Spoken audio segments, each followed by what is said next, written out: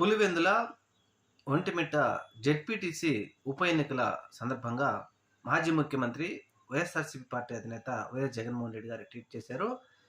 ప్రస్తుత ముఖ్యమంత్రి చంద్రబాబు నాయుడు గారు ప్రజాస్వామ్యానికి ఆంధ్రప్రదేశ్లో పాతరేశారు. అప్రజాస్వామికంగా కూర్చుని లాక్కోవాలని చూస్తున్నారు.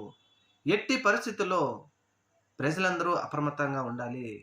2024 సార్వత్రిక ఎన్నికల్లో చంద్రబాబు నాయుడు గారు ఇచ్చిన హామీల్లో ఏ ఒక్కటి ప్రజలకు అమలు చేయకపోగా తిరిగి మరలా మేమన్ని సంక్షేమ పథకాలు అమలు చేశాం సూపర్ సిక్స్ సంబంధించి ఎవరైనా అడిగితే నాలుగు మందం అనే విధంగా మాట్లాడినటువంటి వ్యక్తి చంద్రబాబు నాయుడు వ్యవస్థలను అడ్డు పెట్టుకొని అప్రజాస్వామికంగా ఒంటిమిట్ట జెడ్పీటీసీలో గెలవాలని చూస్తున్నారు.